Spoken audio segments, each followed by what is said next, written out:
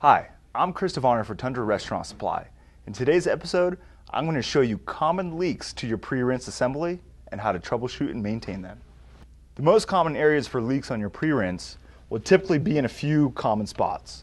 Either your hose itself, one of the two washers on either side of your handle, or somewhere around the faceplate itself. Here's how we fix those. So the first leak you might see is actually coming from your stainless steel hose. If it's leaking through this, just replace the hose itself. Your next spot might be somewhere around the handle, whether it be from at the bottom of the handle or the top of the handle. Keep in mind, in both of these spots of the handle, there's a washer. So if it's leaking one of these spots, you're most likely going to replace that washer. So careful when unscrewing this pre-rinse, because the washer just sits there. And there's that washer. So if it's leaking on that side, that's the washer that's going to need to be replaced.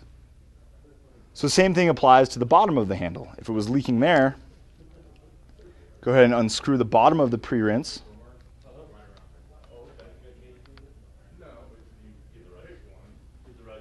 And right in there, that washer will need to be replaced. So the next common place gets a little bit tricky, because this next leak, these next two leaks both involve the faceplate itself. So if you look at this seam right here from the top, if it's leaking through this top seam, we're going to want to replace this bumper itself. Unscrew this faceplate. Be sure not to lose this screw. So this entire rubber bumper will need to be replaced if it's leaking from the top of that. Again, just put it on. Get your Phillips head screw.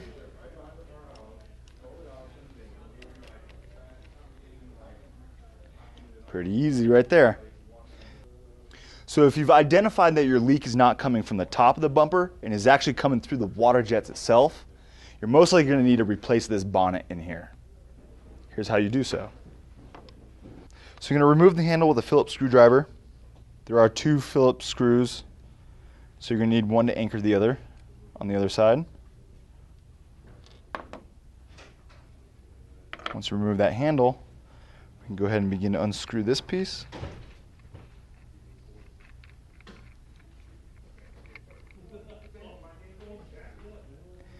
So if you notice, this valve is very similar to the valves that we had in our previous plumbing video of identifying faucet leaks. So keep in mind that your odds are, if it's leaking out of the face of the spray nozzle itself, you're most likely going to need to be replacing the seat washer right here, or the entire unit itself.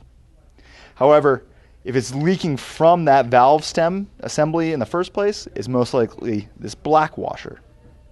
Again, inspect this whole unit and the integrity of the washers and valves in themselves, and just replace the whole unit if need be. And I'm Christopher for Tundra Restaurant Supply, and that's how you identify and troubleshoot common leaks to your pre-rinse assembly. Please comment below, or if you have any other questions, contact our sales floor. Please subscribe to our weekly videos as well.